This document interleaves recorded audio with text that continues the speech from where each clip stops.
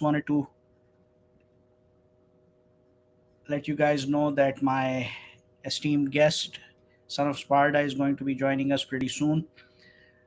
Just waiting for him to join us.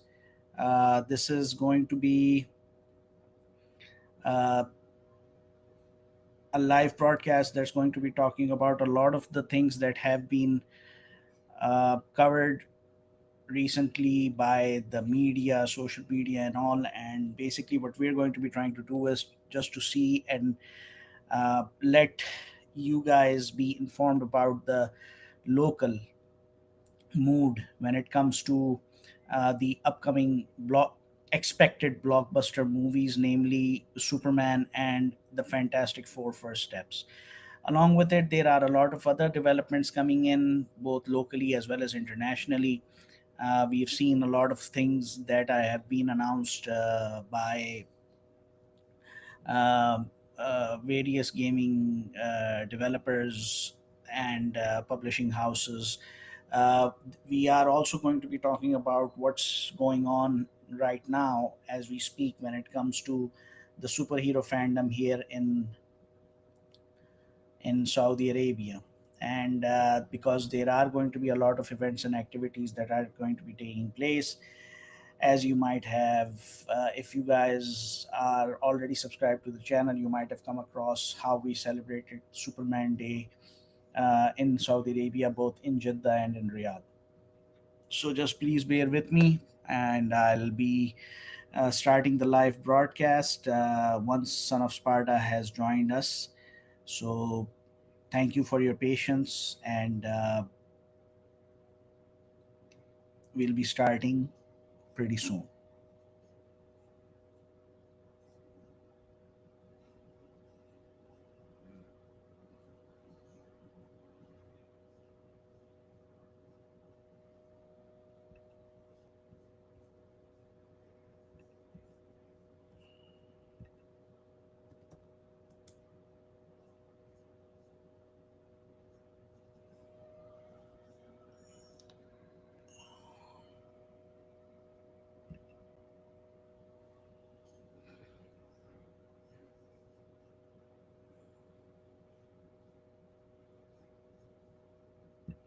Okay, Son of Sparda is having some issues with his PC, but at least he's going to be online pretty soon. That's what we know.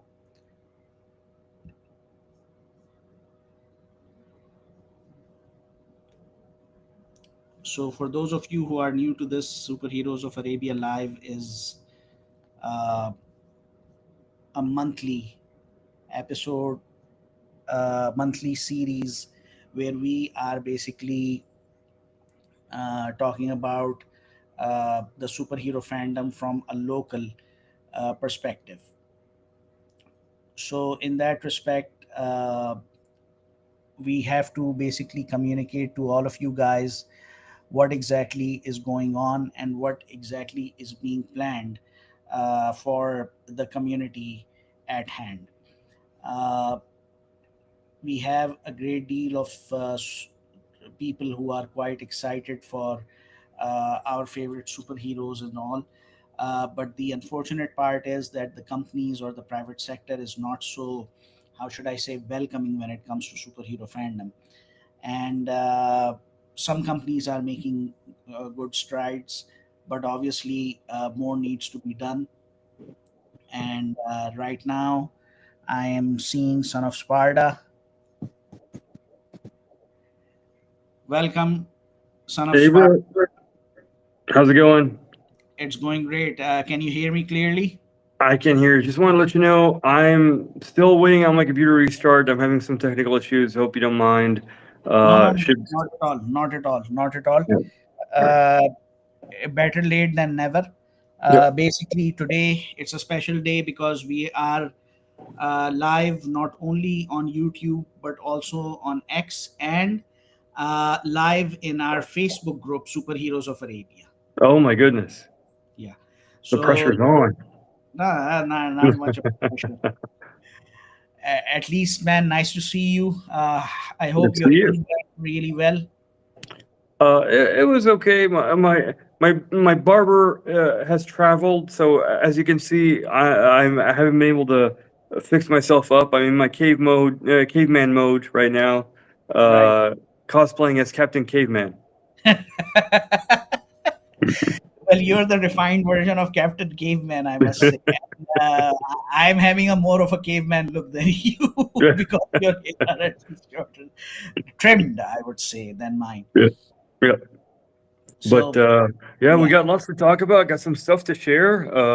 Some Superman related, some related to stuff from the '80s, some vintage stuff. So yeah, hopefully I'll be more equipped once everything's up and everything's starting to start up. So hopefully I'll be able to join you from my PC and have my notes in front of me, and we'll be good to go. Yalla Habibi. Desperately waiting for you because a lot has happened. And as of today, we are only a month away from the release of Superman. Yes, so And exciting! oh, yes. Oh, yes. Oh, yes. And shout out to our brother Talal, Figures Master. He brought this from Oh my goodness! the facsimile edition of Action Comics and some more as well. So God bless you, Habibi Figures Master Talal Tayyib. Thank you, Because Bilal. he did he went through all the trouble, and really it means a lot, man. Oh, absolutely. Now that's a reprint, right? It's not one of the originals that was printed back in the day. Yeah, but it's not just a reprint because usually what Mm. happens is that uh, a lot of the elements both inside and outside are changed slightly. This Okay. is the exact replica, as we say here in Saudi Arabia, badal faqid, of Oh, the original Action Comics #1 issue. So you have all the ads from 1938. You have everything there. I mean, there is oh nothing. Yeah. my goodness, that's amazing. We'll have to go through that at some point. No, no. While you are restarting Yeah. your PC, let me just Yeah. show it to you. This is look Oh all of my these ads are goodness. from 1930s, and not just from the inside, but also not from the outside, but also from the inside. Right. And uh, there are some characters that used to be part of the newspaper strips, Yeah. like Pep Morgan. Yeah. So because this is an anthology book, Yeah. Action Comics, so you will find these strips. The quality of the paper is pretty reminiscent of the 1930s as well. Even the fragrance. Yeah. Okay, Oh. it Oh looks, wow. yeah, It smells like the '30s, right? yeah, an old comic. The only Right. difference is that, like for example, you have this logo of Superman Day. You have Yeah. the price point. You Yeah. have, but everything else is just as original as it can get. And How not much? How much do you think it cost back in the 1930s? it would be in cents because comics used Mm. to be like 30 cents or 20 Yeah. cents. Yeah. Just look at it. For anyone who is a fan of baseball, I think this is Lou Gehrig, Yeah. the actual ad from the 30s. Oh my goodness. I Yeah. wonder if like all these companies whose ads they posted, I wonder if they had to go back and ask for their permission or if they're most of them are even still around. Yeah, a lot of the Mm. companies, a lot of the characters, Mm. their copyrights, they Yeah. ended because, like, for example, this Superman that we are looking at over here, Yeah. Mm. okay, the copyright for this Superman is going to Mhm. end, I think, in the next 2 years or 5 years, maybe. So Yeah. that this will become a public domain available on public. Oh, So I oh can use wow. can use it uh, in every step of the way. And the timing could not have been more beautiful, by the way, because Yeah. now we have like these AI tools that we can basically have this Superman and we Yeah. can create our episodes and stuff. Oh yeah. So, anyways, so yeah, to answer your question, a lot Mm. of them would have been their copyrights have expired. They are now part of the public domain. Right. uh, and but I'm not sure about if they needed to take some permission Right. for these, because a lot of the things they come under the work for hire thing. So, and there's also the statute of limitation also. Right. So so many legal things that are there. Yeah. You're ready now, Son of I Sparda? My WhatsApp is loading. It has all my notes and stuff from my phone because I usually use my phone as a webcam. Right. So for some reason, it takes forever to load. Whoever's in charge of WhatsApp, please get on this. Yeah, there has to be a faster way to load WhatsApp on your computer. But if you don't mind me going to my notes, like I don't know if this will stay open if I close it and open it, but hopefully it will. I can test it right now and check it out. Yeah. Let's see. No, no, just go ahead. Mhm. Just go ahead. Do it. Okay. At least we'll be able to get the conversation rolling. Okay. And there might be a slight, like you won't be appearing, but at least let's start with the first point that we have to go for. By the way, I just tested it, so everything stays open when I minimize this window on my phone, so that's perfect. But yeah, I got all my notes and everything, so we're good to go. Awesome. Awesome. Let's start the conversation then. Yeah. So we said we were going to talk about first and foremost the Superman movie that's coming up very soon. Like you said, in less than a month. Some very serious themes in this movie, right? Um, so you want to go ahead first? You want to start off? No, no, no. I want you Okay. to share your point of view, and then I'll be adding to it. Okay, so we get some very serious themes in the very latest trailer, where he talks about, he's very happy about himself, and I feel like this Superman. I don't know if we can call him year one. We'll find out how long he's been doing this, saving people, saving lives.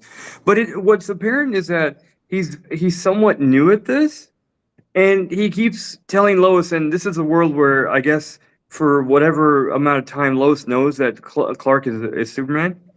And so apparently he's telling her, I stopped the war. And he's starting to get aggravated and upset. But she's saying, you're not looking at the bigger picture. Did you stop a war? I imagine the conversation going, her saying, were you on the side of the United States? Were you on the side of another country? Because and we'll get into this later. This is I feel like a theme that another popular DC villain is always complaining about with Justice League, saying that the Justice League, their very existence stops human evolution because war is a part of evolution. And if you can't have war, you can have countries overtaking each other, waging war, helping each other, taking over, whatnot. So it's a part of evolution. It's just the way it is. Every country in the world has changed over the course of 100 years, and by stopping this war, um, has Superman taken sides? Has he sided with the U.S.? Has he sided with another country? Is he just siding with the humanity? And in doing so, I feel like there are a lot of problems. She's saying you didn't consult the military, you didn't consult the president. So we'll figure those out, and I guess Clark or Kal-El or Superman, he's going to figure those questions out. We got a glimpse of Lex Luthor's motivations. Why does he hate Superman so much? In every iteration, every movie, in every universe, it's been different. Did you know why in the original comics? Why did Lex Luthor hate Superman? Okay, you need to understand that there are two types of Lex Luthor in the entire history of Superman. The He, very first one. the first Lex Luthor is a Yeah, mad scientist, okay, yeah, and uh, the first Lex Luthor is a mad scientist, yeah. and basically he just hates Superman, and he wants to, basically defeat him through his inventions and all that. But Because he's a little jealous, right? yes, Yeah. now the second bit of super Lex Luthor is that Mhm, uh, he is a successful businessman who mhm. has his hands wet in defense, science, genetics, all these things through LexCorp. And some Okay, under the table stuff. and some under the table stuff. Mhm. But the thing is that he harbors a certain hatred for Superman, which is consistent, whether in the first version of Lex Luthor or the second version of Lex Luthor. Yeah. The second version of Lex Luthor is basically the one who was redefined by John Byrne in the 1980s, 1986 to be precise. Yeah. But there is just one thing that is constant, and that is that I'm sure a lot of you are aware of it. For those of you who are watching my podcast episodes or who haven't watched my podcast episodes, I had the opportunity to interview the historian, a pop culture writer called Roy Schwartz, who has Wow. done an extensive research on Superman and all. So Superman was basically inspired by Prophet Moses, Musa alayhi salam, peace be upon him, Oh. Mm. and Lex Luthor actually was the Pharaoh or the Pharaoh. Right. Okay, so you have the ego, you have the arrogance, Yeah. uh, and Superman is like a representation of the virtues or the characteristics of the prophets, which would be selflessness, being humble, being caring, and so forth. Right. So this Lex Luthor that I'm seeing is the perfect embodiment of the golden age, silver age, and including the bronze age, because it's not the mad scientist and it's not the businessman. It's this human being who, out of his ego, out of his pride, out of his superiority complex, and we can even say jealousy, is basically not willing to accept a person, a being, an entity who is not from planet Earth, and who, if he is doing the right thing, the good thing, the moral thing, he is out there to take him down as much as possible. Yeah. So that's the case. So everything you said, yes, I feel like that's very commonly the Lex Luthor we've known in TV shows, in cartoons. He reads the newspaper. It says, Metropolis honors its favorite son. And he gets very jealous and upset, right? Yes. But now, if I'm remembering this right, the original, very first version of Lex Luthor in the comics was upset with Superman because I think through some form of either kryptonite radiation poisoning or something, Superman was the reason that Lex Luthor lost his hair and went bald. So The- the Superman is the reason. His experimentation with kryptonite, I'm not Mm, very, how should I say, certain, mm, uh, because again, I mean, like, we need to I need to go back and read the comics once again, yeah, just to know that okay, what's actually going on, what actually happened, because there is a lot of history, yeah, and that needs to be like looked into. yeah. Um, so another thing, and we're going to be, if you don't mind, I'm going to be sharing a little theory of mine that might be potential spoiler. Now, Please we see, share. all right, so we see this character in the trailers. It's a character that's in all black, and he has this very unique logo on his chest that kind of looks like a U. Now, it's been confirmed in the toy lines, as toy lines practically always, almost always do, spoiling things. Yeah. They spoil that this is actually Ultraman, and that is a version of Superman from another world. Um, there are entire storylines in the comics about this. There's an animated movies about this, about something called the Crime Syndicate, where the Justice League, there's an evil version of them. They run their universe. And Ultraman is one of the people in charge of this crime syndicate. So apparently, I think we're gonna get some multiverse in this movie, where Ultraman is in this universe. Either he's left his universe or he's been brought to this universe, but he's in the movie, and it's gonna be a surprise who is playing. We've heard nothing about it. There are theories that it could be Henry Cavill, and the last we saw the Snyderverse, Henry Cavill did go evil. So whether it is or not, I'm not saying it is, but that's a fun little theory I've heard.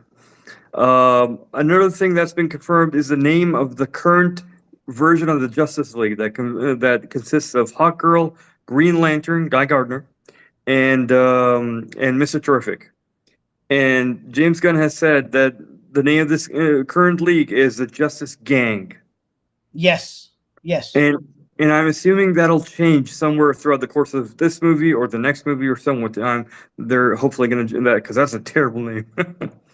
Now, but yeah, please continue.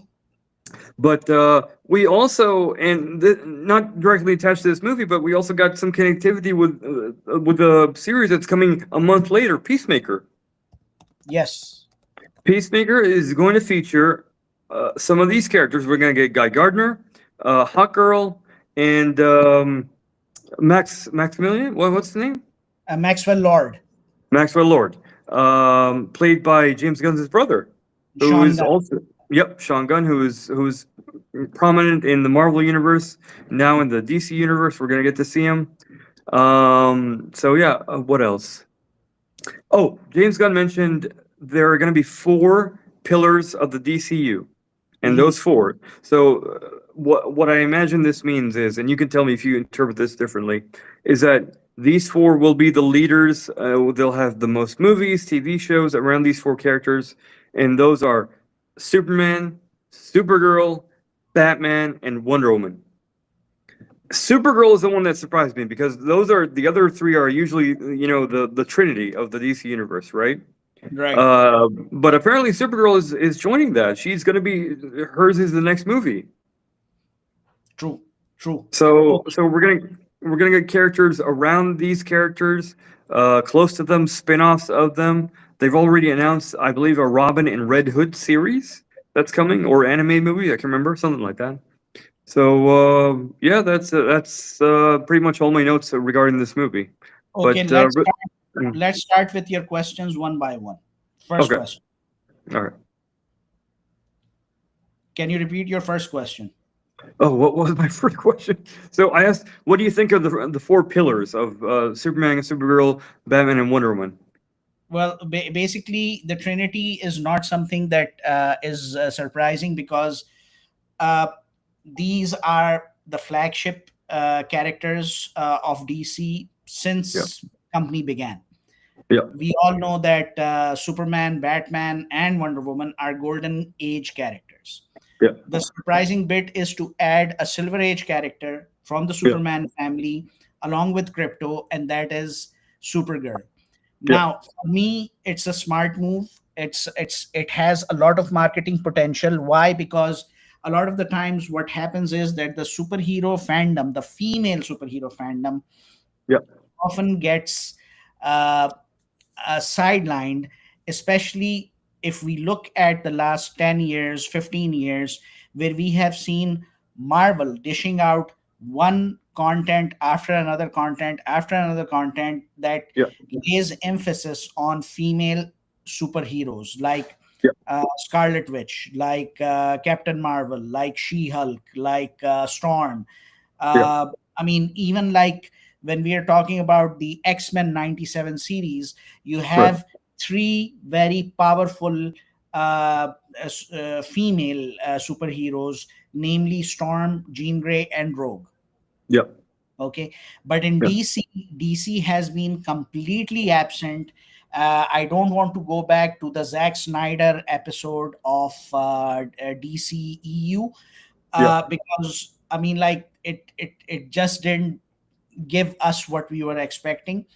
yeah, So this is a very smart move. Why? Because in essence, James Gunn is somebody, as you and I were talking off camera, yeah, that he is our clone. When we yeah, say our clone, in the sense that he represents your and mine generation. We are yeah, Gen X, we are early millennials. We grew up reading comics in the 80s. We know the Silver Age comics, we know the Bronze Age comics, yeah, and at the same time he understands that what the female hero fandom is looking for when it comes to DC, and yeah, him being part of the Marvel Cinematic Universe for many years, uh, this guy really understands the marketing potential. yeah, He is one of those few directors, I think, in Hollywood who are, we can call them the jack of all trades, Yeah. because you know having the ability to uh, incorporate the entire universe of a character in a movie, Yeah. and then at the same time understanding the comics aspect of those characters, and last but certainly not the least, and realizing, understanding what the fandom wants. And by the Yeah. fandom, he is not only restricted to the male audiences, he's Yeah. also trying to understand and deliver something for the female superhero fans. Yeah. Absolutely. Yeah. So this is one part of the question. There was another question that you had asked me about the movie, yeah, Ultraman. Yes. Now this Yeah. is a very interesting bit that you pointed it out. It's not a spoiler because already they have shared a great deal Yeah. before the action figures actually came out. Yeah. So what has happened here Oh, but is, here's the thing. To yeah, your point, just really quickly, the now this character had the logo on his chest, but before the toys came out, we didn't have any confirmation. The box actually says Ultraman on it. okay, I'll take that point, and that's a valid point. Uh, but here's the thing, Yeah. that yes, to answer your question, because you raised this question, that is, are they going towards the multiverse? Yes, they are going towards the multiverse. Why? Because the crime syndicate or the justice lords, Yeah. they represent parallel earths. Yes, absolutely. Okay, so Yep. that's something. There we go. Oh, you know what? I should probably. Yeah, you need to rotate your phone or camera. Well, the phone is rotated, but the camera. Do you have Did I? screen lock or something? Was that? Do you have some kind of a screen lock that doesn't allow your camera to rotate? Maybe. Hang on. Give me 1 second. Can I? I'm gonna turn off the camera for just a bit while I figure this out. Sure. Let's keep going. Yeah. So Well, anyhow, Ultraman is a very important uh, signaling that there's going to be multiverse, which is basically DC Comics' hallmark. It's one of the reason why DC Comics has always had consistency issues until Crisis on Infinite Earths was actually uh, produced by Marv Wolfman and the late George Perez to sort out the continuity issues. So we have this evil version of Superman, and it will also going to answer the questions that if this Ultraman came from another Earth, which Earth does he represent? The Justice Lords or the Crime Syndicate? We will be learning about all of these guys. But to one thing is, I'm glad you raised this point, is the fact that uh, James Gunn is bringing out the total comic book experience. Now, is this movie going to be a full of goofy comedy like Guardians of the Galaxy Volume 1 and Volume 2? That remains to be seen. Is it going to be something like Suicide Squad, which he had done? Uh, let's see. I feel like if anyone can pull this off and give us a very balanced movie where it's serious at times, where it's humorous at times, where it's joyful at times, it's James Gunn, right? Because he's done that time and Yes, time again with his Guardians of the Galaxy. The one thing I feel like one thing that people noted with this Snyderverse is that it was very dark in tone, and there was very little joy or humor in any of the movies. Um, true. people complain that they wish the Snyderverse continued. I really can't say that myself. I'm glad that they're trying something new. We've had 10 years of the Snyderverse. So why not try something new? And hopefully we'll get something that is good, as good, or if not, maybe even better. No, I think it will be better because Mm. uh, that was Zack Snyder's own interpretation, Yeah, and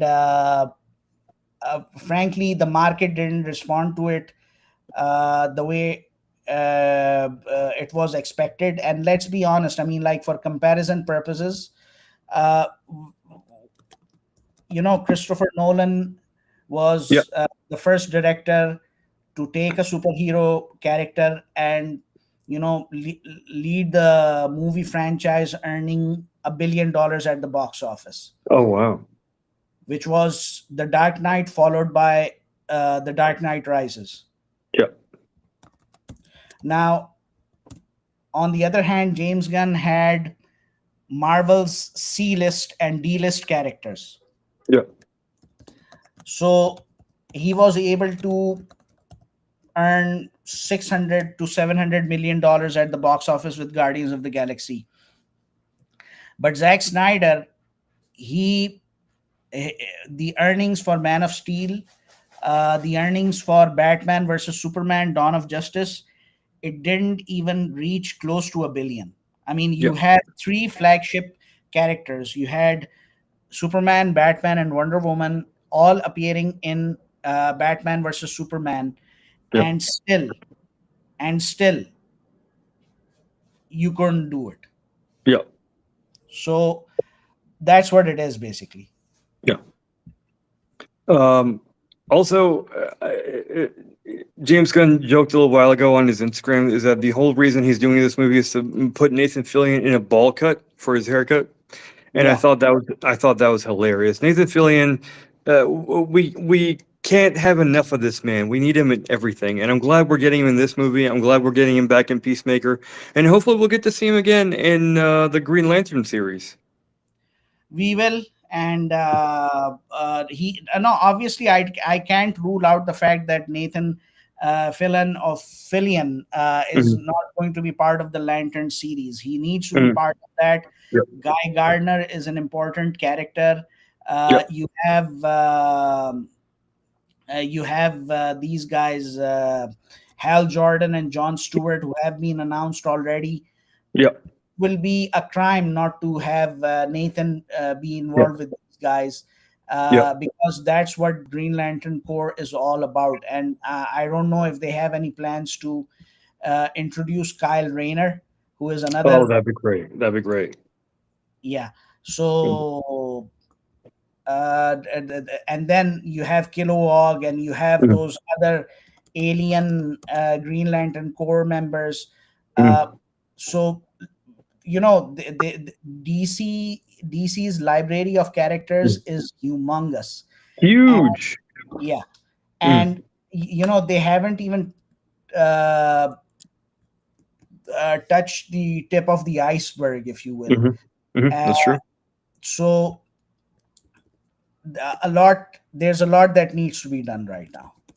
Oh yeah. Man, can you believe it's been over 10 years, a decade, since we've had a Green Lantern movie? I mean, that was the first and last time they tried to make a Green Lantern movie, and they had the right cast. I feel like Ryan Reynolds, he did his best, and the story didn't come together. I was hoping they try and give it another go with a sequel.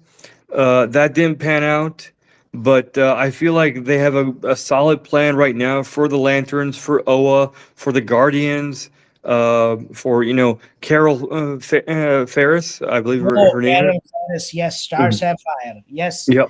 Yes, I mean the love story of Hal Jordan and Yep. Star Sapphire. I Yep. mean that's one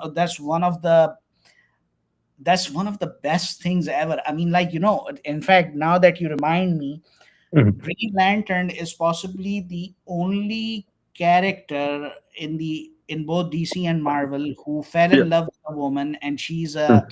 very, how should I say, educated and Yep. ambitious Yep. lady. But then Yep. again, she becomes a supervillain.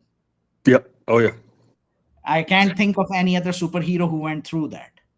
I mean, I don't know if we can compare Catwoman. She's an anti-hero, I guess you can say. Yeah, But Catwoman is an anti-hero. But oh my gosh, when Carol turned into Star Sapphire, she was a pure villain for a while, and it Oh, wasn't because she wanted to. It was because she was very conflicted because of her feelings for Hal. And hopefully, and that's what I guess her ring does to her. It brings her negative feelings out. But hopefully we'll get to see that, because Hal has been confirmed to be in the series. So we'll get to see Hal. We'll get to see John Stewart. Those are the ones that are confirmed so far. And hopefully we'll get to see the entire Green Lantern Corps as much as possible of these lanterns, and Admin Sur and Sinestro, maybe, possibly. Sinestro. Oof. Mm, mm. Man, That you're that taking me back to the 80s, bro, mm, because man, the entire 80s was mm, just about the trial of Sinestro. yep. And So the, yeah, I'd love to see him. I'd love to see him, make the Yellow Lantern Corps, if that happens, and possibly we'll get to see other lanterns, the Blue Lanterns, the Red Lanterns. That's a big one. And there's a very popular comic about the Black Lanterns. yes, Yeah, Darkest Night, I believe it's called. Darkest Night series, Yeah, yes. yeah. So And hopefully go ahead. also Parallax, Yes. Oh, that'd be a good one. but Wasn't Parallax the main bad guy of the last movie? the Ryan Reynolds one, I Mm. didn't watch that. Oh, don't watch it. Yeah, I know, I know. it's When I we, came across the reviews, I said, mm. man, I'm not gonna be doing that. I'm not gonna I be. like I even bought the director's edition, director's cut, and I thought it would be maybe at least watchable. It was not. Not I at all. tried. I tried. I love Ryan Reynolds. I even like his wife. I guess that's where they met, on the set of Green Lantern, Blake Lively. But oh my gosh, this movie, it's a hard watch. So hopefully they'll do the entire characters of DC Universe, the Lanterns, justice in these upcoming projects. And yeah, I'm looking forward to it. I guess before we move on, unless you have something else, um, I want to just share something I got related to our boy in red and blue. I got this figure from a company called Mafex, Superman. Oof. Uh, this is representing how he looked as drawn by Jim Lee in the comic book Hush. That's where it says Hush on the side. Oh, yes, this is the Hush Superman. Yes, yes, Yeah. yes. So I haven't taken him out of the box yet. Hoping to very soon. But I've also bought the Batman figure because he comes with accessories for Batman. He comes with a kryptonite ring for Batman, a hand with a ring installed. But I'm told the articulation's very good. I'm told that the cape is wired. So those are some very essential things you need in your figures, I guess. First thing is Alf Mabruk, and Oh, I thank you. want to basically Mm, take this opportunity to mm, highlight to everyone. yeah. Uh, Both Marvel and DC are actually marketing Summer of Superman and a Fantastic Summer for the Fantastic Four. Yes. So, Son Mm, of Sparda, yeah. you got this wonderful action figure by Mafex. Yes. I am going to be doing an unboxing video pretty soon because, as part of my celebration of Summer of Superman, Let's do uh, it. I'm going to be basically showcasing an action figure which Mm, basically kick-started mm. my journey of collecting action figures, Oh, nice. and it's going to be related with Superman, and Mm, it's a vintage 80s inspired item. perfect.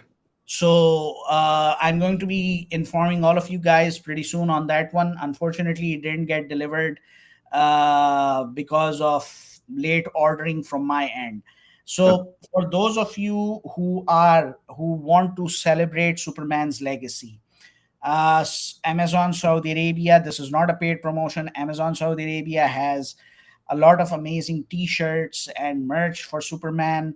I have posted their links on my YouTube channel, on my other social platforms. If you are following me on Instagram, make sure to go to the highlights of the stories you will find for Saudi Arabia, for UAE. Order them now because otherwise time is running out fast, and you're going to be missing out on possibly one of the biggest happenings for superhero fandom, not just in Saudi Arabia but around the world. And the same thing goes for the Fantastic Four, because by the end of the day, Fantastic Four is going to be released on July 25th. So you don't want to miss out on Fantastic Four t-shirts or action figures or cosplay. Whatever you are looking to do, please start ordering now. You can use the links that are there. You can find it in the description of this live broadcast. You can find it on Instagram, Facebook, everywhere. Now, let's move to the next topic. Fantastic Four. I can't do the voice. But we I got some notes here. Now this is the first family of Marvel. They've had a very long run. For a short time their comic book was discontinued. I guess they came back a while later. Now, the Fantastic Four, um, as a movie series, they have not had the best of luck. Unfortunately, they've had Unfortunately. four movies in the past, and if you guys want to try and recount, yes, four. There was a movie back in the '90s that was not as popular. It was a TV movie, I believe. Uh, was it? I No, believe it's it not, was. it wasn't a TV movie. It was, Oh, it was, yeah. it had a wide release. Yeah, but Okay. it was released. I mean, there were two movies that were produced around the same time. There was one Yeah. Captain America movie in the early Yeah. 90s, and there Yeah. was one Fantastic Four movie that was Yeah. done in the early 90s, and Yeah. both of them were not received No. positively at all. Yes. Now, so four movies, three iterations because the Jessica Alba iteration had two movies. This is going to be Franklin Richards' very first big screen debut. Oh, yes. Uh, was that? Oh, yes. Yeah. Franklin Richards. Yeah, which is of course the son of Sue Storm, Reed Richards. Technically, this is the first time we get to see Galactus not be a cloud of CGI. We're gonna get to see him in his outfit, in his huge, weirdly shaped helmet. We're gonna see all of that. Now we don't really know much about the movie in terms of story. We don't know what's happening. What we do know is it's going to take place in certain periods of time because we do know that Sue and Johnny, or some of them, are going to tell the others that Sue is pregnant. At some point, she's going to have the baby. And we know for those who've seen the end credits of Thunderbolts, they are going to end up in the main timeline. If you remember the end credit scene from the Thunderbolts, they look at the screen, the monitor. There's a disturbance in space, a black hole or something is opening up, and they see the ship for the Fantastic Four. They've got the logo on it. They see it. What is that? What's happening? Who's coming? Lots of questions are going to be answered. So we're going to find out, did they leave their universe? Because lots of questions, right? Reed Richards is apparently, while he's drawing on the board, he's studying quantum physics, stuff that has to do with crossing universes for some reason. And Yes. people are very concerned. Then they're asking him, will we be safe? And he says, I don't know, but we will protect you. So a lot of questions. Did these Fantastic Four, did they originate from this universe? Are they from the main timeline? Did they leave to this universe and now they're coming back to the main timeline? We'll find out. Um, People are saying that, and this is coming from people who work in Marvel Studios, but it could be wrong. We could have an end card scene. They're saying there's no Doom in this movie. We will not be seeing Doctor Doom. I feel like that's a little bit of a missed opportunity because he is associated with the Fantastic Four, sometimes with other members of Marvel, sometimes with Spider Man, and in the next movie we're going to see him, go head to head with the Avengers.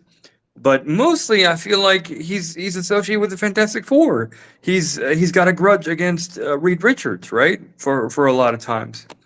Yeah, So Reed Richards, two things I just want to add when you were going through your notes.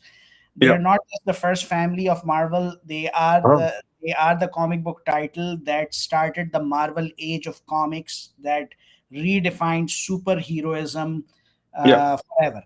That's Yeah. number one. Number two, uh, Doctor Doom is, yes, you are absolutely Mhm. right. It's an arch nemesis of the Fantastic Four, Yeah. but uh, there is this personal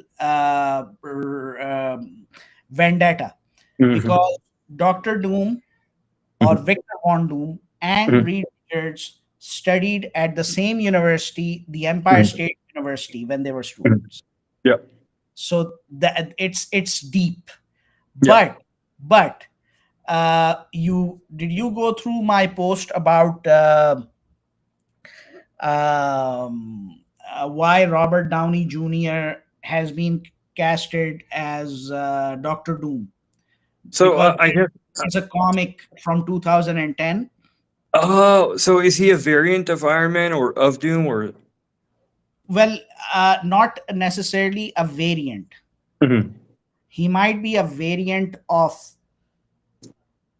Stark, but what I when I went through it all, I reached the conclusion that maybe this is Victor Von Doom in Tony Stark's body from another timeline. Oh, okay. And Makes sense. that's how it was played. Right. There is this comic. This comic is called Demon in an Armor, not Mhm. Demon in the Bottle. Demon in the Bottle was from the late 70s. Right. Demon in an Armor, which was written by David Michelini and Right. Bob Layton, Right. uh, and it was published in 2010.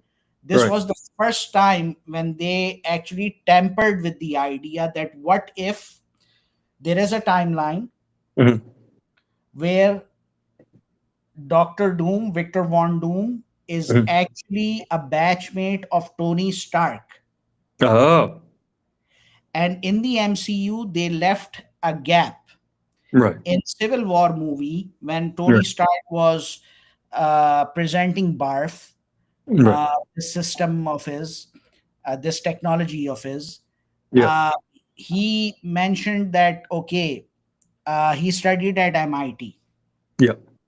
Now, one thing that we know that the Fantastic Four are going to be entering the main timeline of the MCU from the 1960s, Yeah. which means that the prime Reed Richards does not exist in the main MCU timeline. Oh, Okay. interesting. Right. Then at the same time, then at the same time, Yeah. when all of the Infinity War and the End Game is happening, Yeah. this Victor Von Doom, who swipes mind between himself and Tony Stark, Yeah. and he is basically inside the body of Tony Stark. Yeah. Okay, he lands in this main timeline, and he snatches or robs the grave of Tony Stark from the main timeline after he did the snap. Oh, okay. So there are a lot of threads coming out of it, that how can Gotcha. this be? Because for me it's a bit difficult to pinpoint it all, because the moment feel that okay, this can be done this way, there is another how should I say, thought coming in that maybe it Right. might be done in this particular fashion as well. Right. So a Doctor Doom, uh, who is basically in Tony Stark's body. Right. Now, how does that happen? That remains to be seen. Now here's the thing. I feel like I'm sorry, sorry. Mhm. So, maybe this Prime Doctor Doom, Victor Von Yeah. Doom, is Yeah. was already there in the main MCU, Oh, but he was monitoring the events right. about Infinity War and Endgame. Sure. But to some particular idea or something, he decides that he needs to rob the grave of Tony Stark and Mhm. put his mind inside his body, Sure. and Um, then do what he has to do. Now here's the thing. I feel like at some point, this version of Tony or Doctor Doom is going to come to the main timeline, and he's going to go up against whatever version we're going to get of the Avengers. He's going to go against. Imagine him going against Spider Man. Now Peter looks at Tony as a father figure, right? Imagine him going up against Pepper, or maybe even getting a glimpse of his daughter, Tony's daughter. and her Yes, looking up and saying, "Is that my dad? Well, why is he here? Why is he hurting people?" that's Um, it's it's mhm. it's basically borrowed straight out of Shakespearean drama. Yep. Okay, and people, we might be ending up with a surprise that something that we came across for Spider-Man Far From Home. Right. Remember how they connected Mysterio with Stark Enterprises? Yep. So that blew me away. I mean, for a villain like Mysterio, they just upped a notch. Yeah. So Now, because in yeah, the comics, he's a special effects expert in yes, movies. Yep. yes, in movies Yep. and theater and so forth. But Yep. in the MCU, they gave him a very good backstory. Yep. So now it remains to be seen that how are they going to be doing that. My hunch is that the prime read from the 1960s, Yep. okay, is going to be going up against Prime Doom in the main Mhm. timeline, who has been in the shadows, who was Mhm. Tony Stark's batchmate at MIT, and Ah, he basically robbed his grave, placed his mind inside Tony Stark's body, and yep. now he is basically combining the best of both. Mhm. Looking forward to it, man. So, and for those who might be saying that what's the benefit that he will get from Tony Stark's body, well, one thing you need to understand is that our brains have cache, Yep. just like a computer has cache. Mhm. That's more than enough for Dr. Doom. Yep. I also remembered something a while back. So remember a series in what is, in my opinion, the best cartoon iteration of the Avengers. It was a show called Avengers: Earth's Mightiest Heroes. Yes, yes, And I believe in season two they tackled the Secret Invasion storyline. yes, they did. And as Tony was trying to figure out what was going on with some people, they were being replaced or whatnot. Doctor Doom came to visit Tony and Hmm. to offer his help. Granted, a huge twist that Doctor Doom turned out to be a Skrull Yeah, and who planted a virus in all of Tony's technology. But still, technology. that was a great storyline. They also we already had a Secret Invasion show, which was not so great. But Yeah, uh, but hopefully we'll get some kind of twist like that, that's similar to that, and see what happens. there will be, and I just have this feeling that. In one of the earlier episodes of our series, Mm, weren't able to join us in that particular episode. mm. Uh, a lot of the contributors, guests, even audience members, they are saying that they are more excited for the Fantastic Four than Superman. Oh, well, man, they're both comic book movies, and I hope they both do really well. Yeah, Let me offer you a question though. If sure. and this is not happening, but hypothetically, if they Mm. both came out on the same day, which one would you see? Obviously, I'll go with Superman first. Ah, a good answer. Yeah, Mm, because no, the mm, Superman is like, uh, the icon, the first yeah, ever. yeah, Even when I was a kid, I mean, like before I saw Fantastic Four animated series yeah, reruns yeah, on South Channel 2, yeah, I was introduced to Superman before that. yeah, Superman, Batman, Wonder Woman, and all these guys. yeah. For those who are in Jeddah, there used to be a departmental store called Al Mukhtar Mm-hmm. in Medina Road. no inside Medina Road. When you take Shara Arafat and you're going towards the what used to be Iranian embassy, Yeah, so it used to be located before that. So they had a very big toy section, and in that toy section they had a huge wall mural which had Super Friends, or yeah. the art of Jose Luis Garcia Lopez. Oh wow. So I saw like Superman, Batman, Wonder Woman, Mm, Shazam. yeah, These four I still remember to this day, and I was like maybe 4 years old at the time, maybe. yeah. So yeah, I would be going to Superman first if both of these movies would be releasing on the same day. However, one Mhm. other caveat that I would like to add is Yep. that after watching Superman, I would be immediately going to the Fantastic Four show. I'm not gonna like Yep. do something like, okay, I'm gonna watch tomorrow. No, not like Yep. that. Not like that. All right. Sounds good. Okay. So for the fantastic summer, what has been your preparation thus far, Son of Sparda? Man, like just for one thing, we try to stay away from spoilers, but there are theories out there. We've bought our merchandise, specific to us and our group that we're going to be going with, and hopefully people will join us. But shirts arrived. I don't know if I told you about that. We're No, no, going no. to be. And if you can provide a glimpse, that would be amazing if it's possible. Oh, oh, sure. Right now or Yeah, at yeah, the end? yeah. All No, right. no, just do it All right. right now since we're All discussing right, give fantastic. me a sec. Sure.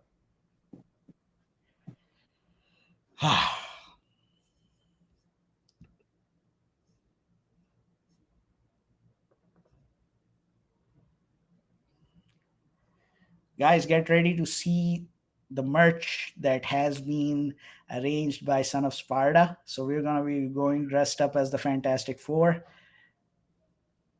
even if it's in the form of a T-shirt. All right, guys. So first off, got shirts here for with the new Superman logo. Though I feel like what we're going to be doing, me and our compatriots, we are going to be going out. Some of us with different logos. So we're going to have the Death of Superman logo. We're going to have the Silver Age Superman logo. We're going to have different logos wearing those. But we will be wearing the same logo for the Fantastic Four. And it's the new First Steps. Amazing, man, amazing, Yep. beautiful. So I got a couple of these for our group to wear that day. Hopefully they won't be. I haven't told them yet, but I'm like, oh, we got sound effects. Unless we got an audience I don't know about. But yeah, looking forward to it, man. We're gonna. I'm debating whether we should wear helmets for the Fantastic because we got a lot of characters associated with this movie. So we'll see what happens. But yeah, man, I'm pretty excited. We got lots to look forward to this coming month. We have, yes, a great deal, and Mhm. just an insight for those who are trying to come up with a cosplay. Let me try to see if I can find this image and share it here, Okay, I got one more question for you. please. Now, they are both really big comic book movies from respective companies and studios. Which do you think makes more money at the box office?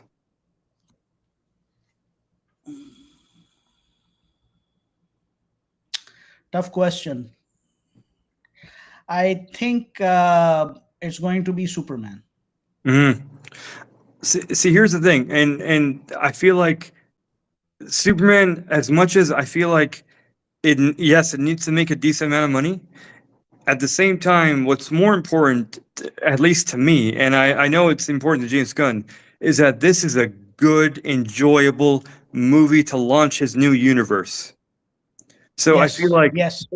I feel like if that is accomplished, then hopefully every DC movie after that will also be successful because Yeah, they are setting the tone for how this universe is going to be. Is it going to be too serious? Is it going to be a little joyful?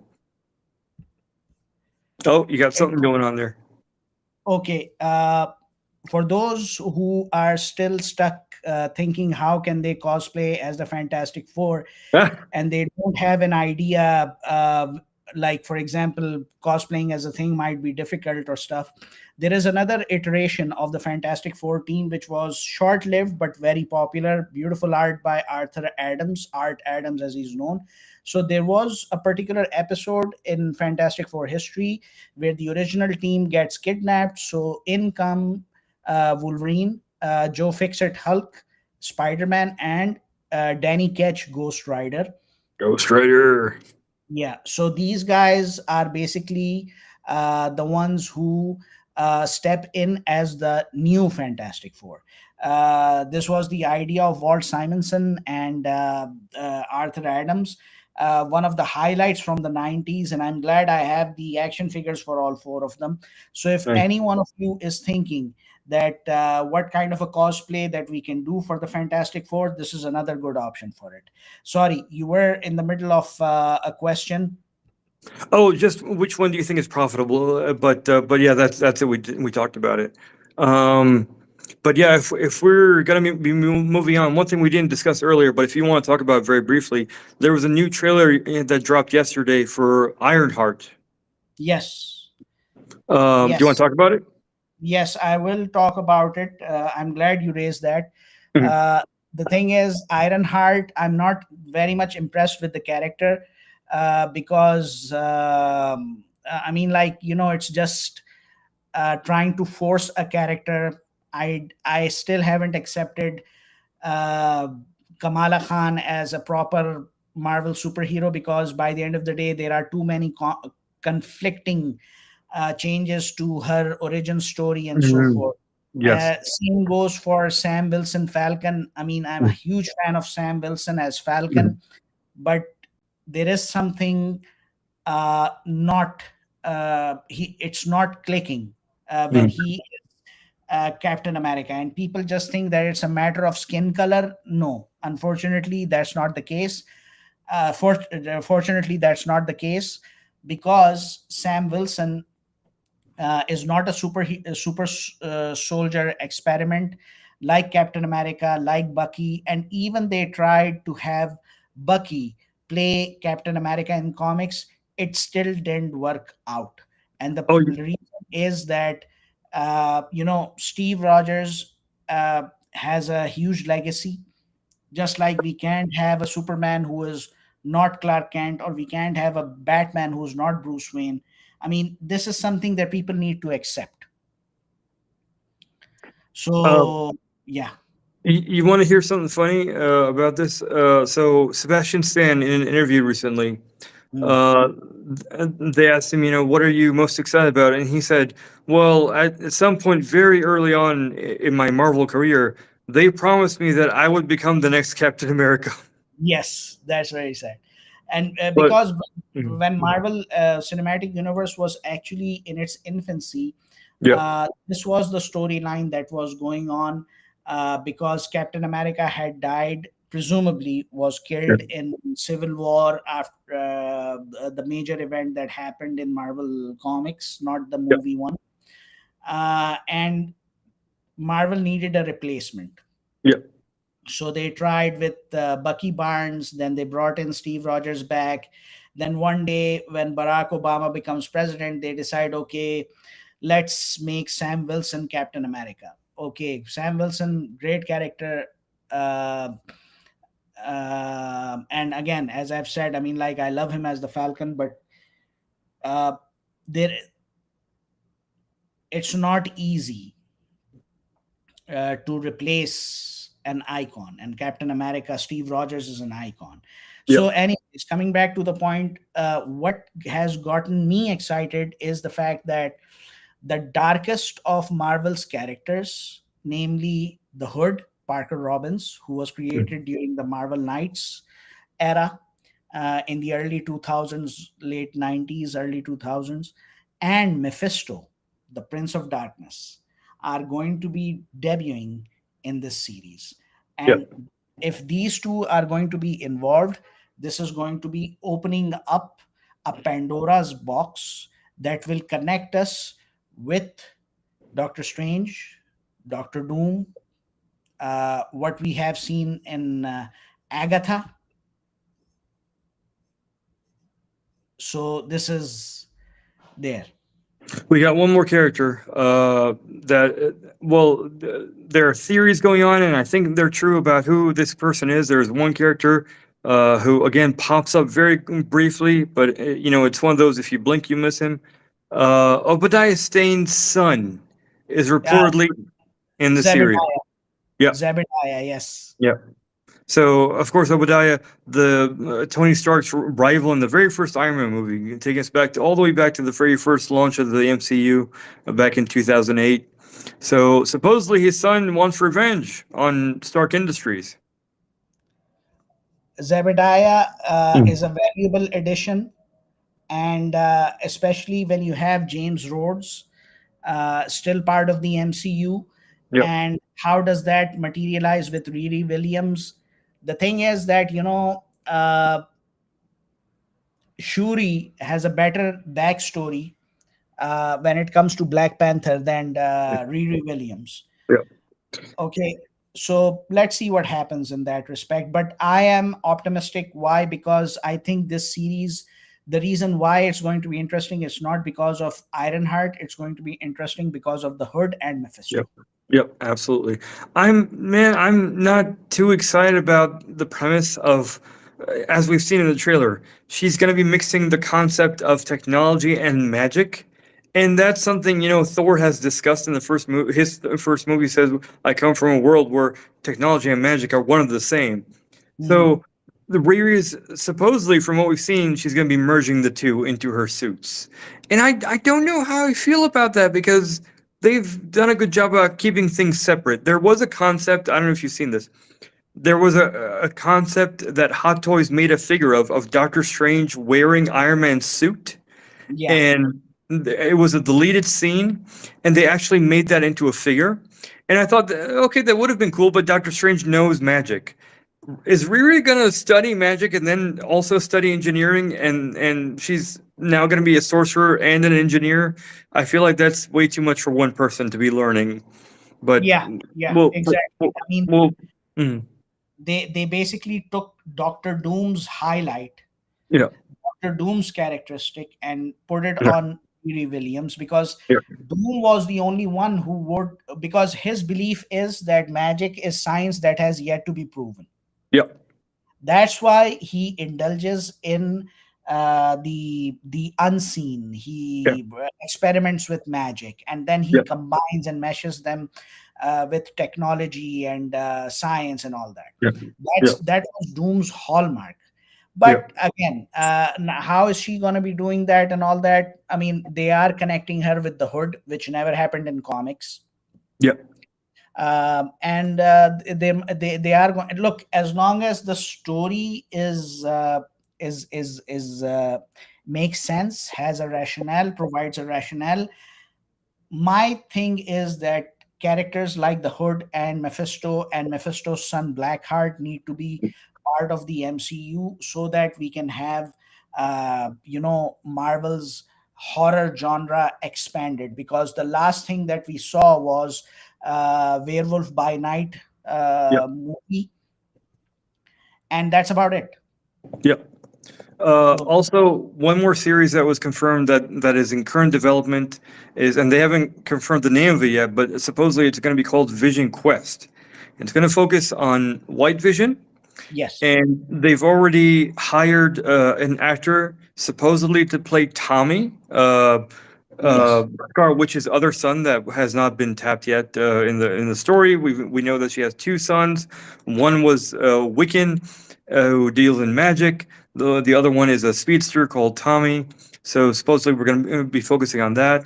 It's going to be the showrunner. Someone I'm very excited to be seeing someone of this caliber. Terry Matalas, who took over Picard season 3 of Star Trek.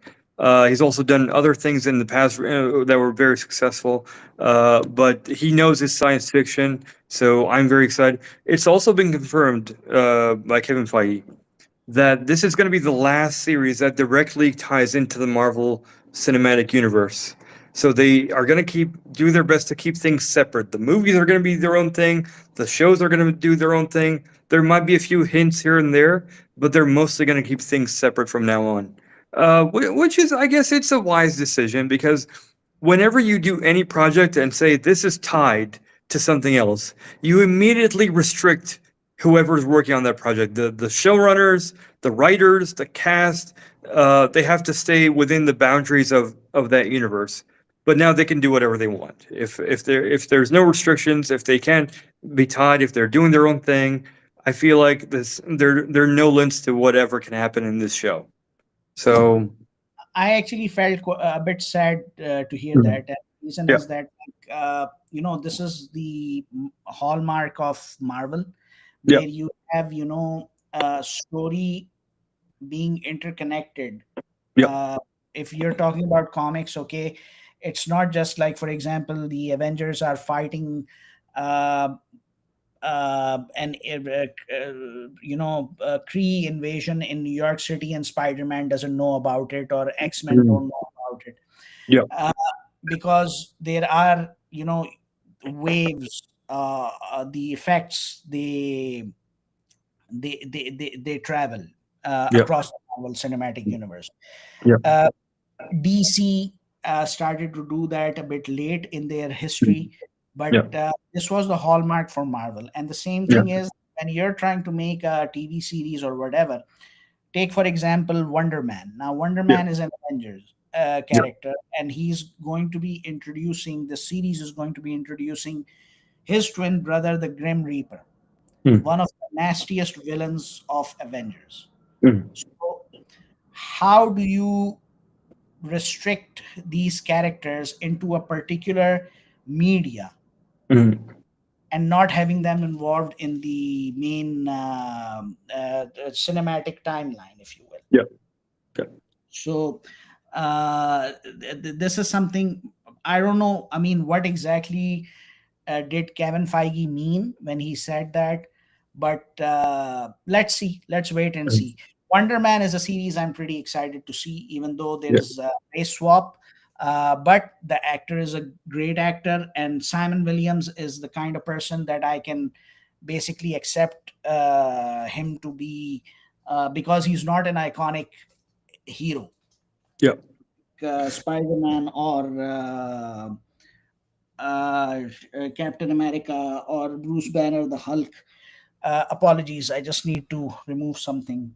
Oh, you're fine. Yeah. So yeah, so that's about. This is like these are my 2 cents on it.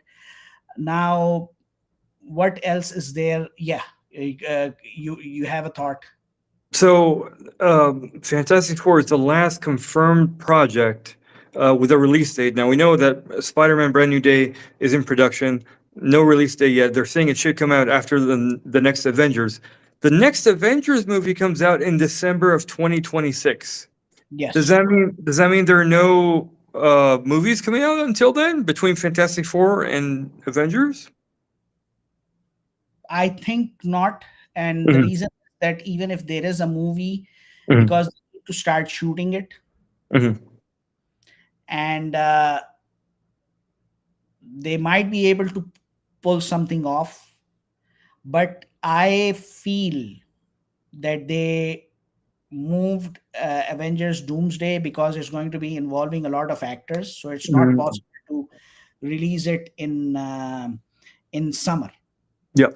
And what they might do is they might release Spider-Man instead of May. They might release it in July.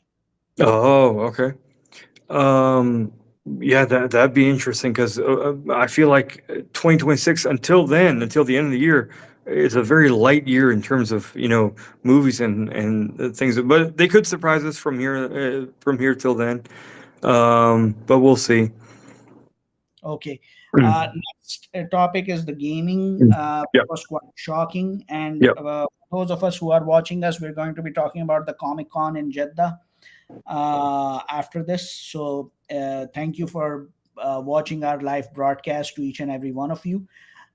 So gaming was a bit of a surprise, don't you think? It was, especially since we had so many licensed games tied to Marvel, DC in the past, and it's been very well hit and miss, mostly miss recently. But I actually googled what's coming up for video game comic book movie tie-ups, Right. and I got zero DC projects, not Yes. one DC video game, and this is shocking because we had the Arkham series that was hugely successful, No doubt. and the last couple of DC games were Arkham Knights came out in 2022, was not so greatly accepted. It was the one where, spoilers, in the very beginning of the game they kill off Batman. Uh, Yeah. no, The VR one.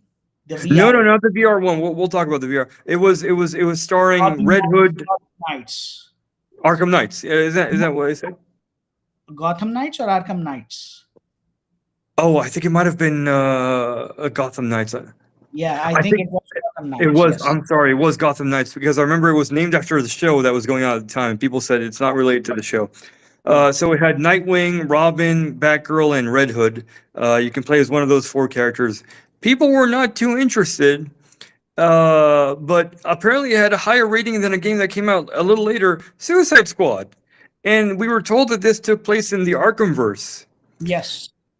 But people again were very disappointed because like the gameplay was incredibly different. It was a third person shooter apparently. Yeah. There was if there was some stealth, I didn't see it in any of the videos because I didn't play the game. But if you it's on a 90% discount right now on the PlayStation Store. If you go on right now, you can buy it for $9. And this is a game that 40. this is a game that came out last year. I So don't know what they were thinking. What was Rocksteady thinking with So, Kill the so, Justice League? but yes, going back to your point about the VR games, there have been two VR games tied to the Arkhamverse. There was Batman VR, and Yes. there was one that recently came out called Batman, I think Arkham Shadow, something like that. Yes. Yes. Yep. Yes. Yes. So both are highly enjoyable. I've played the first one. I'm planning to hopefully get to play the second one sometime soon. I've heard nothing but great things about the new one, so hopefully I get to play that. But then I googled Marvel games, and oh my gosh, this is what came up for me. So, and this is confirmed. No release date yet. No trailer yet. Well, we did have a teaser for Marvel's Wolverine. This is being developed by Insomniac, the Yes. same developer that made the highly successful Spider-Man games exclusive to PlayStation 4 and 5 and PC. Right. Uh, so no release date yet, but we're hopefully going to get some news very soon. Marvel's Blade, we got a trailer for that. It's in development. I don't know if there's a release date. Hopefully they will announce something soon. Marvel's Iron Man, this is being developed by EA. I don't have too much faith in EA, but we'll see. And But this was it's a VR game. this is not the VR game. This is something EA announced that they are developing a brand new third-person Iron Man game. Awesome. Awesome. Then that's So going to get even yeah. better. And then something that was recently announced: Marvel Tokon Fighting Souls. Now this is a tag team fighting game. That style of playing is very popular in the fighting game community. And I myself, I love to play Marvel vs. Capcom. This is in the same style. You tag in your characters. You can main your characters. You can ask for assists from your other characters. It's very fun. They've only announced a handful of characters so far, Yeah. but we'll hopefully get some news as it's coming out next year, confirmed date. Something else. Marvel's 1943 Rise of Hydra. Which So, is directed by Amy Henning. oh, nice. Yeah. From Uncharted. Uncharted. Yes. Yeah, she did Uh, Uncharted. Yeah, she worked with Naughty Dog, and now she's working on this game. So very excited for that. One game that was sadly we heard it was canceled. Marvel's Black Panther. yes. Sadly, that was canceled recently. And then something else that is coming out. Um, I haven't heard anything about this one. A new Avengers game not tied to the last Avengers game that was developed by Square Enix. Yes. Wasn't it was okay. Like if you play it and then it was discounted and then discontinued the service for it, it was okay. The gameplay was very repetitive from what I heard, but Uh, No, I played that game and I Yeah, finished the main story and everything. yeah, yeah. How was it? Was a it was a huge lost opportunity. Oh man, yeah. Um, one good thing about it, I didn't play it myself, but I heard it had a chapter DLC circling or focusing on the Maestro, and that's the character I hope we get to see on the big screen someday. There's a chapter for Maestro. There's a Yeah, chapter for Black Panther and yeah, Ulysses Claw. yeah, I mean, they could have done loads. yeah, Here's the thing. I mean, yeah, Marvel's Avengers, the one that was done by Square Enix, yeah, you lose the interest as soon as you finish the story mode when you defeat Mordok. yeah. Absolutely.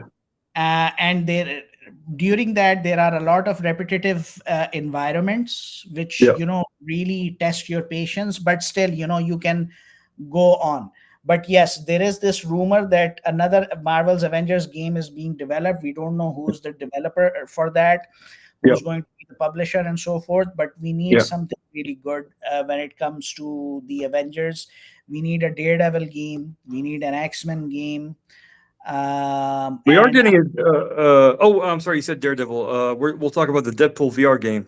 yeah, the Deadpool VR game, Yeah, also a very retro oriented game similar to Marvel Token, yeah. is Cosmic Invasion. Well, this is a side-scrolling game, Yeah, uh, and that was recently announced. Well, a couple of months ago, I think. They also announced a handful of characters. Very recently, they announced more additional characters: She-Hulk and Rocket Raccoon. But we're also getting Spider-Man, Venom, Captain America, Wolverine. Those are the ones I can think of right now. yeah. But that looks like a fun game. I feel like it might have online co-op, so hopefully we'll get to play it. There's a game called, and I haven't heard anything about this one, Marvel Mystic Mayhem. I haven't heard that. This is the first Okay. time I'm hearing about it. And then there was the Midnight Suns game that we Oh, that was good.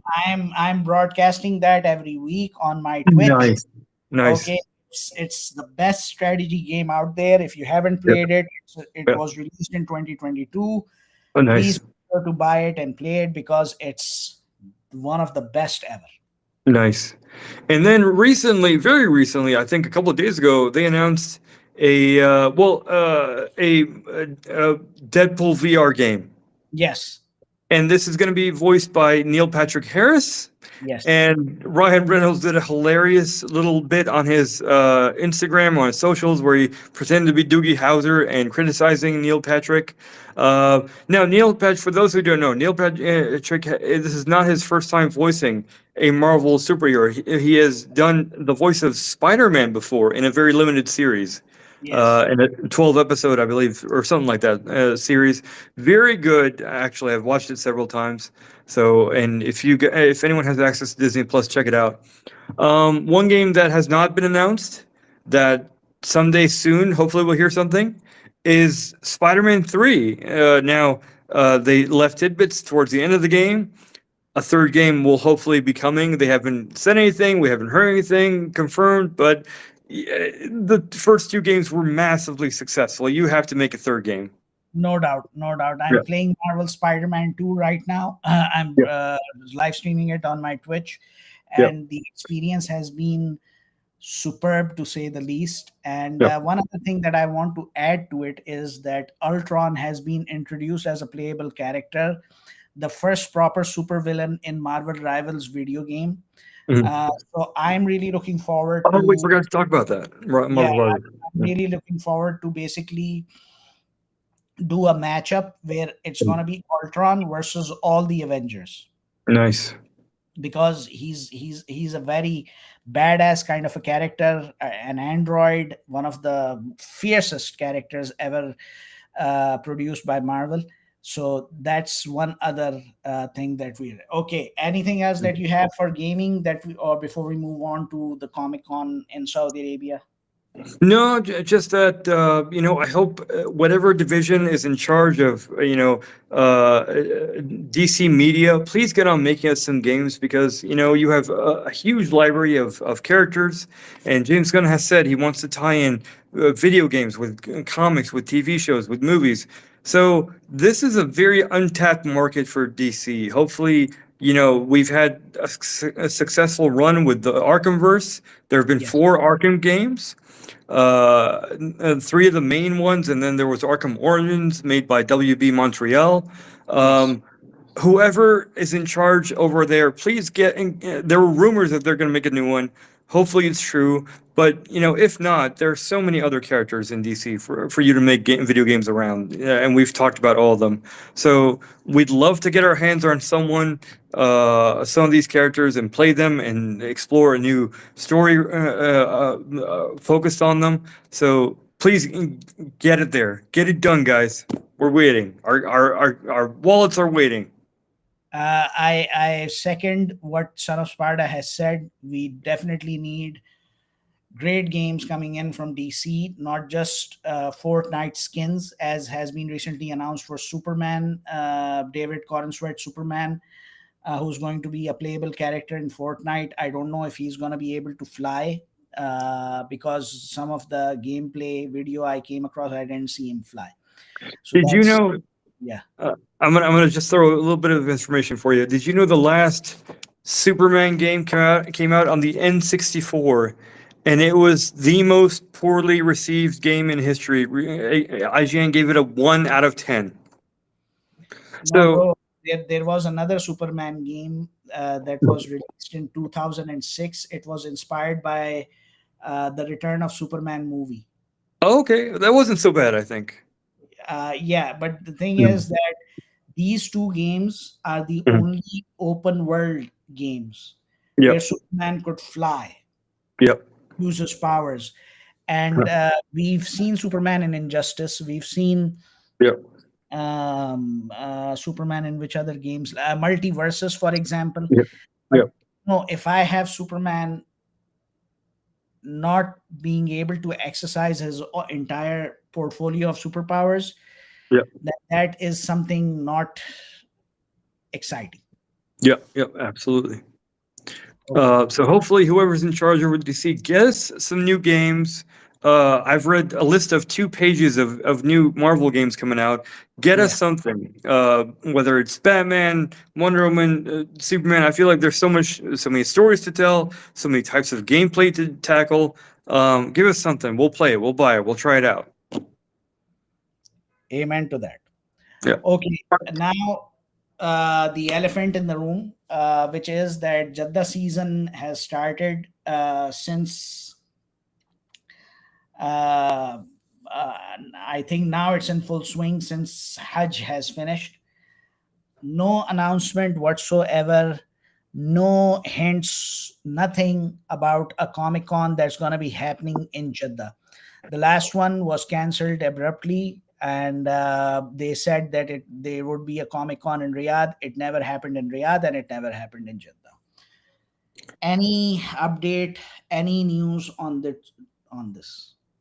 Oh man, if news, I would ask you because I don't have the connections you do, but it's sorely missed because after I lived abroad for a couple of years and going to so many conventions, and I was so happy when I came here and I found out that we were having conventions in the Middle East now in Saudi.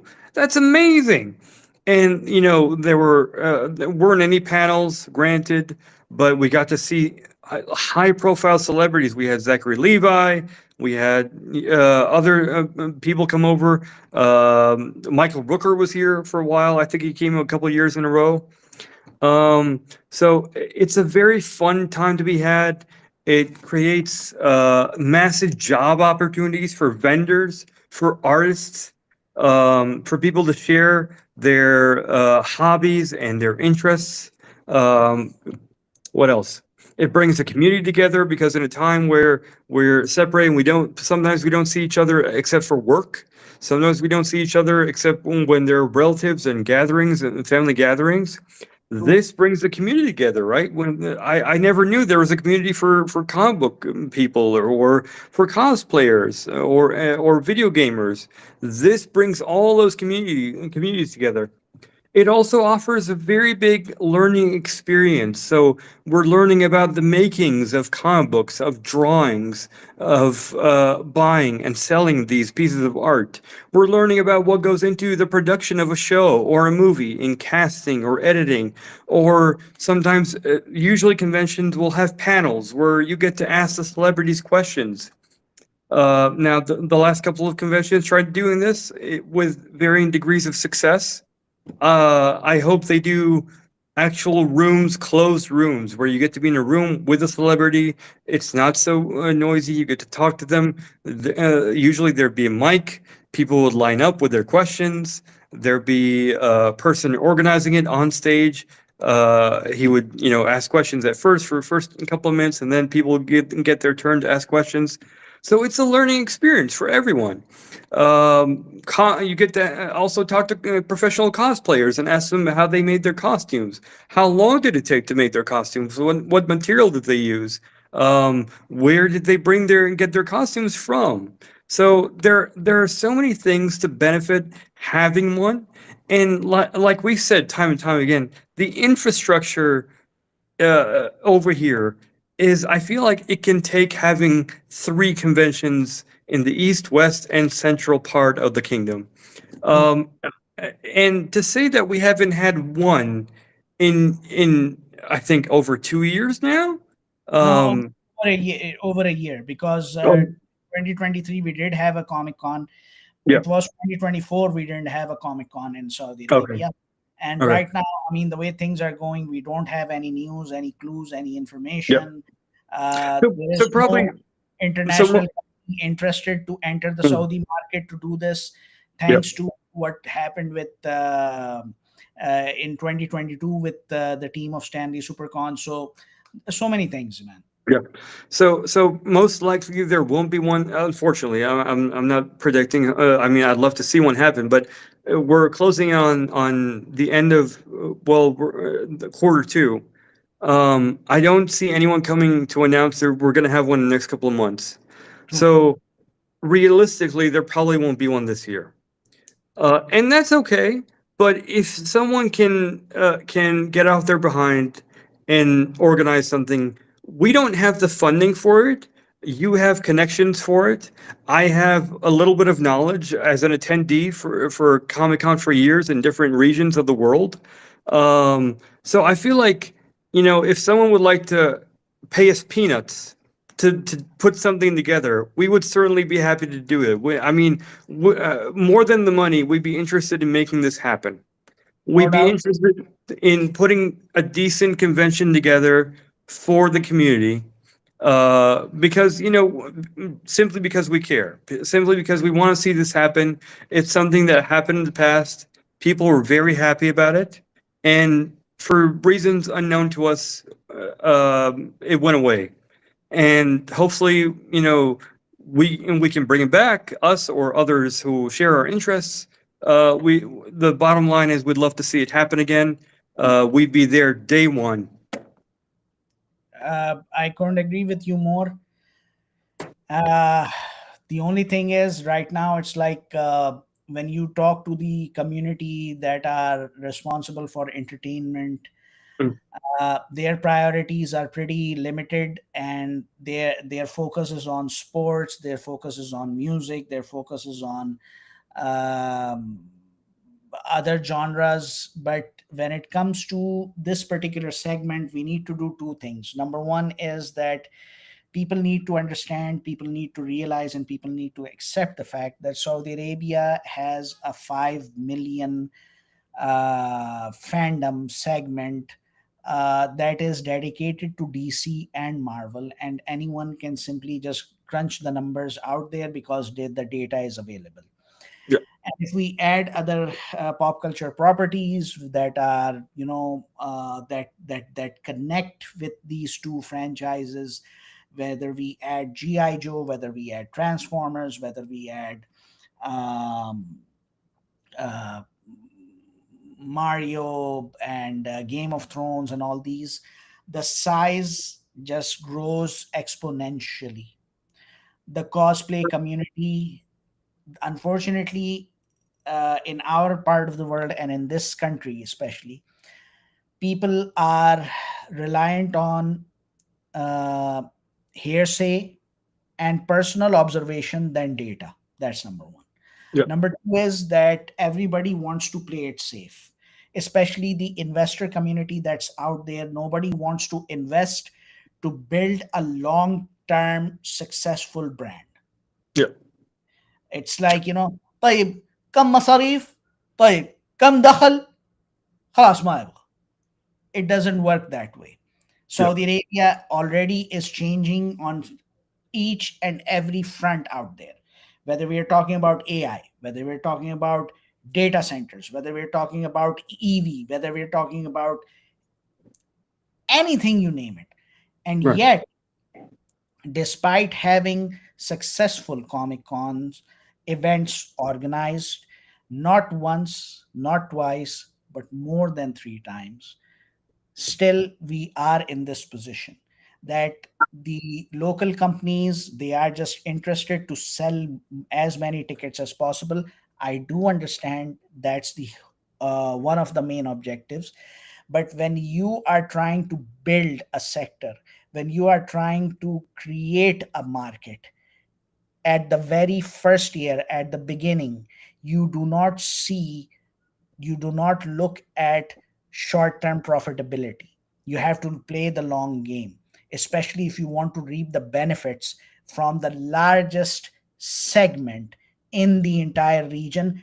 And one other thing that I recently learned, that of all the purchases that are being made for action figures, for comics, for statues, for cosplay, the leading customer base is coming from, the two largest customer groups are coming from, number one Saudi Arabia, number two UAE. Yeah. And despite that, even the representatives of American companies here in Jeddah, here in Saudi Arabia, in Riyadh, are showing no signs of interest. And I can say that with full authority. I approached Hasbro personally here, their director marketing, nothing came about. So uh, I don't know, man. I mean, it's going to be a huge loss for the economy, not just for the fandom, but for the economy. And as you said, you rightly pointed out that it leads to job creation. It allows local talent to interact with international talent.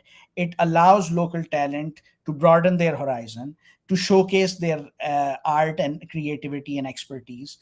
And I don't know what everyone is thinking over here. The moment General Entertainment Authority stopped doing organizing the events and paved the way for the private sector to step in, things just went downhill. It's unfortunate, and I hope at some point they see the bigger picture, the benefits that these movies and TV shows and comics and cartoons, all these go hand in hand with the convention. So you'll see people dressed as their favorite characters from these media types, right? And it's a way for them to express themselves. The people who are there, the cosplayers, the artists are there to sell their art, but to also showcase their art. And somewhere down the line, they might inspire a new generation of artists or actors, because we are opening up, media schools right now for people Exactly. to be actors and directors and production artists and whatnot. So hopefully, and this is an outlet for all those. Even if we were to have, Saudi movies that center around science fiction or heroes or whatnot, this could be an outlet for them to come and talk to the fans and inspire fans and teach fans what they know, teach them your craft. So uh, Sorry, I just want to interject and I just want to add this one part. I yeah, recently interviewed Jimmy Palmiotti, who was part of the Marvel Knights uh, strategy in Marvel with Joe Quesada, yeah, and he did great deal of work for Harley Quinn comics and Jonah Hex and all that.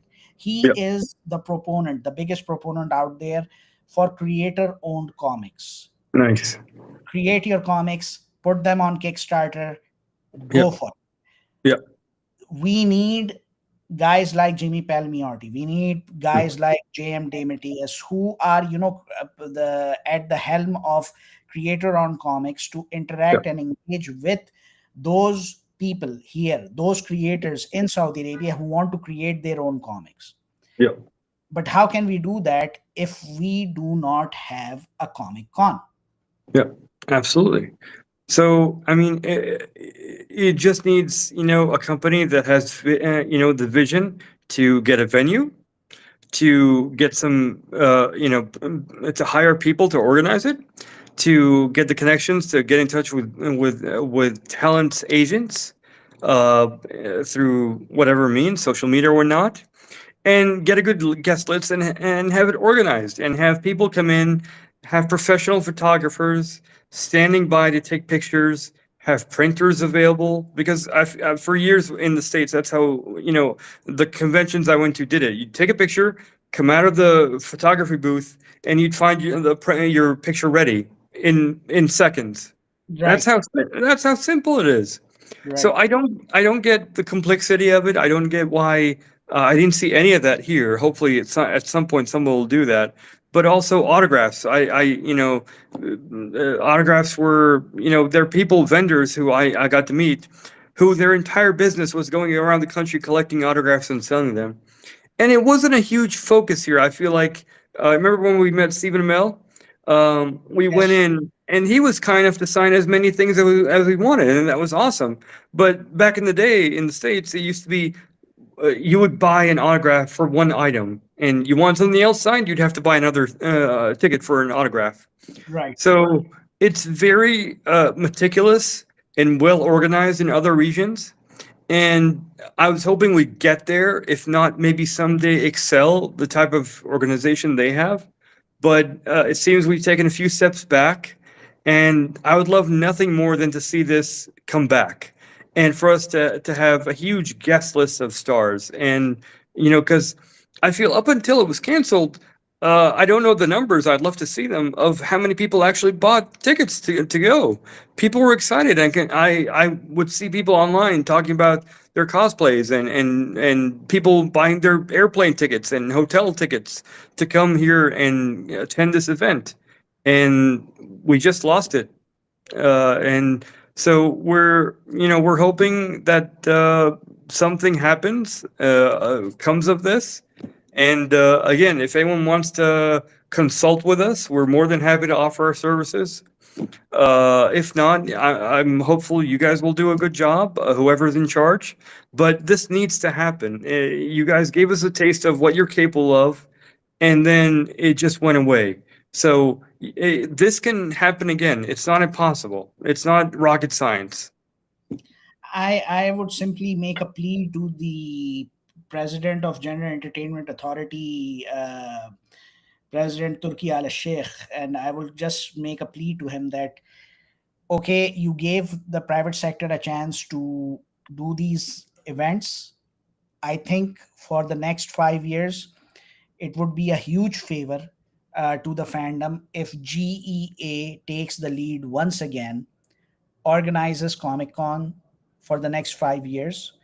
Alhamdulillah, now we don't have to worry about things like COVID and all that until the private sector matures tremendously, because already, thanks to the World Cup, thanks to so many other developments that are happening in Saudi Arabia, a lot of international companies, event organizers, PR companies are coming into the country. So in the next 5 years, or at least 3 years, I mean, we are if we are going to be having a place like Qidiyah, if we are going to be having a Transformers park in Riyadh and in Jeddah and in Khobar and so forth, we need Comic Con, and we need it to be done the way it was done back in 2017 with Saudi Comic Con, back in 2019 with Stanley Supercon, back in 2022, despite the fact that there were a lot of challenges thanks to the COVID restrictions that were in place across the world. So, if the private sector is currently unable to step up the plate, it is my request to GEA and the esteemed president, Maali al Rais Turki al Sheikh, to help the fandom. That's all I can say. I think we have covered everything. On that note, nothing related to what we talked about, just that because we made a review recently for some Super 7 items, I was hoping to share something. This came out a while ago, but I thought, might be worth mentioning. Now, you remember a show called Silverhawks, right? Yes. Now, Super 7 made a figure line of some characters. They also made a toy version of some of their characters. So this is Quicksilver in his very metallic Ooh, silver toy. This is called the toy version. And I love the varying degrees of silver on this character and the other characters. But this is the first wave, Quicksilver, and I've got great. Steelheart in the other room. Beautiful. So hopefully, Super 7, if you're out there, if you're listening, make us a Mirage. I would love to have that. Definitely, we need a Mirage. Yeah. We need a But yeah, man, that's I guess that's everything. With that, our live broadcast comes to a conclusion, comes to an end. We'll be coming back next month. We'll be aiming to do the live broadcast before the release of Superman movie. So until next time, take care. We hope you had a great Eid. Like this live broadcast, share it with your fellow superhero fans, and we'll be seeing you next month. Till then, Look up. look up.